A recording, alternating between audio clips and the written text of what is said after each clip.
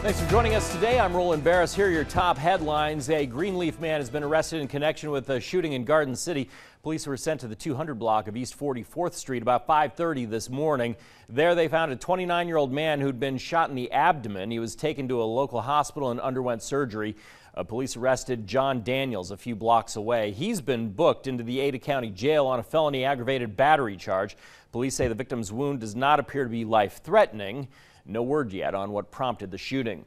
Authorities in Owyhee County make a sizable drug seizure. Deputies pulled over a 20-year-old Joshua Weisel of Boise on Highway 95 during the investigation. About 14 pounds of marijuana and hundreds of vials of THC oil were found. Weisel faces drug trafficking charges. The schools in the Treasure Valley will get a security upgrade this summer. A group called Valley-Wide School Safety has built a uniform model for emergencies.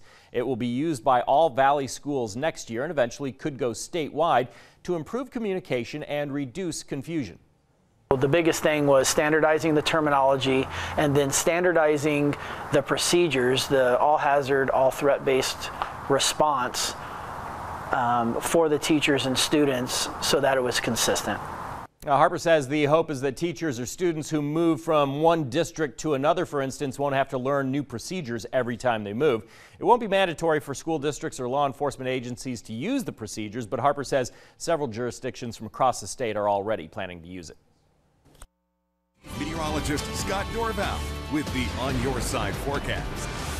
Snow is flying again throughout the Treasure Valley. It's sticking on grassy surfaces. That's going to be the case throughout the evening. Could even be a couple of inches, although roadways will likely stay wet, and then the temperatures will start to creep up as we get to midnight. But before midnight, we've got snow flying, and that snow could continue again, as I mentioned, throughout the evening. The deeper blues is that heavier snow, so we'll have it this evening, and then the temperatures by morning when you wake up will be above 40 degrees. So we'll get that melting. So what's occurring tonight is certainly wintry, but it shouldn't cause an issue on the roadways. Is certainly not overnight. At least 1 to 3 inches likely in the west central mountains with isolated areas of 6 inches as we now have a winter weather advisory in effect. But winter storm warnings continue for the Stanley Sun Valley area. High avalanche danger, huge snow loads in Haley on the roofs where it's getting to the point where people are going to have to start shoveling the rooftops there. We'll keep you posted as more moisture continues. 8 inches likely overnight into the morning with isolated amounts of 2 feet on some of those higher peaks around Galena Summit, and even the top of Baldy may get